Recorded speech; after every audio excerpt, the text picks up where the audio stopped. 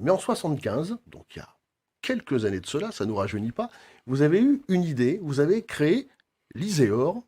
D'abord, pourquoi et comment?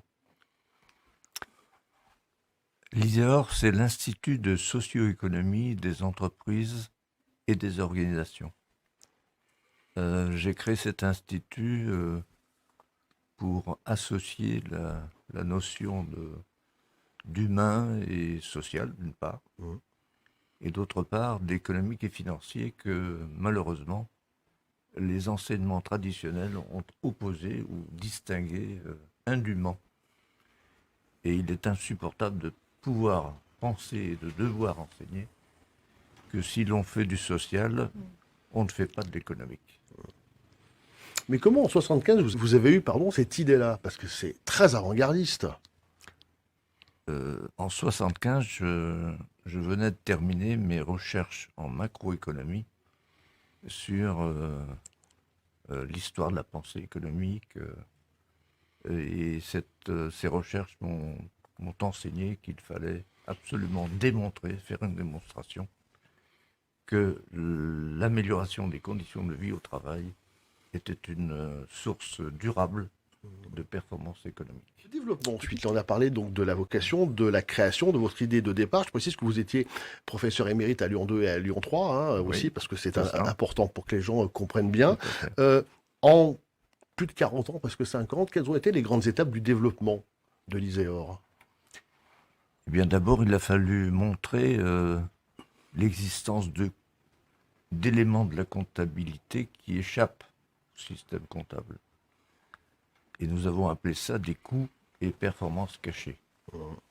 Cachés à la décision, cachés aux décideurs, que l'on ne trouve pas dans les comptes.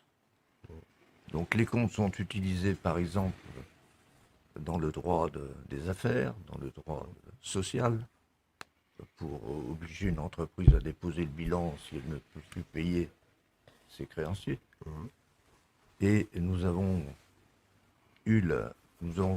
fait l'hypothèse qu'il y avait d'autres éléments qui échappaient à la comptabilité, mais qui expliquent ce qu'il y a dans la comptabilité. Et ce sont justement ces coûts performances cachés. Donc l'idée pouvait paraître banale, des choses qui échappent à la comptabilité. Mais la surprise, ça a été le niveau de ces coûts cachés. Et donc nous nous sommes mis à calculer les coûts cachés. Nous n'aurions pas pu le faire si les personnels dans l'entreprise, depuis le dirigeant jusqu'à la personne qui a l'emploi le plus modeste, n'avaient pas comme témoin direct des dysfonctionnements, n'avaient pas pu décrire ce qui se passe lorsque ces événements surviennent dans l'entreprise. Et c'est comme ça que nous avons pu constater que les coûts cachés sont d'un niveau extrêmement élevé. À peu près, vous avez un chiffre à nous donner ou c'est Entre 20 000 et 70 000 euros par personne et par an. et par an? Quel que soit, donc j'imagine en fonction de la taille de l'entreprise. Ou c'est le poste? Ça n'est pas fonction de la taille de l'entreprise, Ouais, d'accord. Ni de l'activité? ni de l'activité, Activité. D'accord. Ok. ni du pays, ni du statut public ou privé ou associatif. Donc ça dépend de quoi alors? De la bonne gestion? De l'humain? Ça dépend, je pense, de la place qu'on accorde à l'humain. Ouais.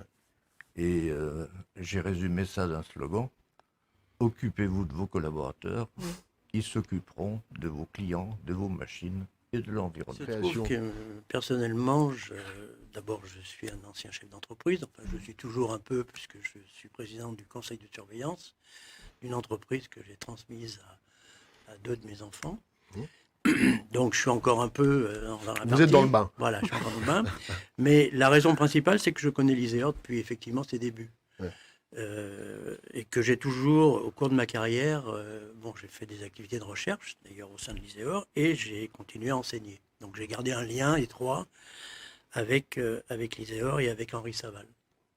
Et il se trouve qu'en 2019, ayant gardé ces liens, donc on est resté en contact, j'ai eu l'idée qu'il y avait peut-être autre chose à faire tout ce qui avait été fait jusqu'à présent. C'est vrai qu'Henri Saval vient de vous dire que l'ISEOR fait des recherches dans le monde entier, a un très grand nombre je veux dire, de clients ou d'entreprises qui ont mordu à l'approche socio-économique, à la fois sur un plan recherche, mais aussi sur un plan transformation du management. J'ai trouvé que ça méritait encore mieux. Ça méritait encore mieux. Et l'idée de départ, c'est de dire, bon, ça fait 50 ans, l'ISEOR est connu, mais pourrait être encore mieux connu. Et à un moment où les entreprises se posent véritablement, plus qu'avant, et vous l'avez dit tout à l'heure, se posent le problème de leur gouvernance, la réflexion sur leur propre gouvernance, en prenant en compte d'autres facteurs que le facteur économique, ce qui est quand même un progrès important, quand même, hein, même si ce n'est pas toujours bien fait. J'ai émis l'idée, effectivement, que les résultats de des recherches faites à l'ISEOR pouvaient alimenter ça. Et en partant de ce principe-là, on s'est dit, alors on a réuni plusieurs entreprises, donc la fondation a été créée par 4 entreprises plus 2 structures de l'ISEOR, l'association et l'entreprise qui gère les travaux de recherche, intervention et de conseil auprès de ses clients. Donc nous sommes 6 fondateurs. Quand je dis nous, je ne suis pas un fondateur en tant que personne, puisque les fondateurs sont des personnes morales. D'accord ? La fondation, elle porte le nom de son fondateur, Henri Saval. Donc elle porte en fait les résultats de ce point de départ, et puis des recherches qui ont eu lieu depuis avec des enseignants-chercheurs, ou des chercheurs qui sont repartis dans l'entreprise. Elle porte le nom de l'organisme de recherche. Donc, elle s'ancre véritablement dans l'approche socio-économique telle que c'est voulu par l'ISEOR. Et puis, elle s'intéresse, en fait, elle va à la recherche des entreprises ou à la recherche des dirigeants d'entreprises et d'organisations qui ont déjà ça dans leur tête, qui l'ont mis en musique, qui en ont fait l'un des enjeux clés de leur management, mais qui ne connaissent pas forcément l'ISEOR. Donc, en réunissant ces deux mondes, on espère, si vous voulez, faire en sorte que ça matche, quoi. C'est-à-dire que vous réunissez. Oui, c'est-à-dire on réunit véritablement des savoir-faire de dirigeants qui ont les mêmes préoccupations, qui n'ont pas forcément les mêmes outils, mais qui ont les mêmes préoccupations Dans des activités de performance différentes. dans des activités différentes. En plus. Ah, voilà. D'accord. Cerise sur le gâteau, pour en couronner tout ça, toutes les années, vous remettez un prix. Exactement. Alors, Et c'était le 26 octobre dernier, et nous avons donc à ma droite, on vous l'a présenté tout à l'heure, Madame Patricia Gros-Micol, fondatrice de la société Handicher. D'abord, Michel, pourquoi vous avez décidé, pas tout seul évidemment, hein, de récompenser la société de Madame? Eh bien, tout simplement parce que Madame Gros-Micol s'inscrit dans ce qu'on appelle, nous, la création d'une entreprise dans un contexte de capitalisme humaniste. Qu'est-ce qu'on met derrière le mot capitalisme humaniste? C'est le sauvegarde de l'esprit d'entreprendre. Donc, Madame Gros-Micol est une dirigeante qui, véritablement, a eu cette idée d'entreprendre, a investi, à la fois donc son temps, son argent, ses capacités. Elle a mis au service d'une idée ses capacités de dirigeante, mais ça s'inscrit, donc c'est véritablement, ça s'inscrit vraiment dans cette capacité d'entreprendre. Michel Grivel vient nous expliquer pourquoi vous avez été récompensé, mais quel est votre métier ou vos métiers? Il y en a plusieurs, mais bon, Oui. il y a la maison mère Handicher où nous faisons des prestations pour le compte de clients, de l'assistance aux fonctions support, des prestations en ressources humaines, en achat, en gestion, en marketing, pour des clients qui sont sur tout le territoire national. On va dire une entreprise comme les autres, au détail près que mon choix a été d'avoir au moins 80% de salariés handicapés, et notamment des personnes en totale reconversion professionnelle suite à un accident de vie. Donc, pour faire les métiers que je viens d'évoquer, qui sont parfois très techniques, on peut avoir un thanatopracteur, un pâtissier, une aide-soignante, un technicien de maintenance, etc. Ce que vos clients, ça peut être dans Plutôt quel des genre? grands groupes. Plutôt des grands Plutôt groupes. des grands groupes sur tout le territoire national, puisque nous travaillons quasi exclusivement sur des outils numériques et qu'avec la magie du numérique, on travaille sur tout le territoire national. L'international, on va y penser peut-être après. Je sachant dirais que- que les entreprises, ce qu'elles apprécient chez nous, alors au départ, vu qu'on a 80% de salariés handicapés, elles venaient chez nous pour la réduction qu'elles peuvent avoir sur leur contribution handicap. Mais maintenant, c'est complètement oublié. Je dirais que le handicap, les clients n'en parlent plus. Et ce qui les intéresse, c'est la qualité des prestations, la réponse à un besoin, l'agilité et, on va dire, c'est-à-dire de l'innovation au quotidien, autant sur le plan des prestations que sur les aspects sociaux et sociétaux. Ouais. Alors ça, effectivement, c'est vos fondamentaux. Mais comment Ah oui, vous, complètement. comment vous avez, quand vous avez créé votre entreprise, pourquoi vous êtes parti avec cette idée-là? Quel était le déclic de se dire, je crée cette entreprise et avec cette volonté-là? Alors, j'avais pas l'idée de l'entreprise, par contre, j'avais la volonté. D'accord?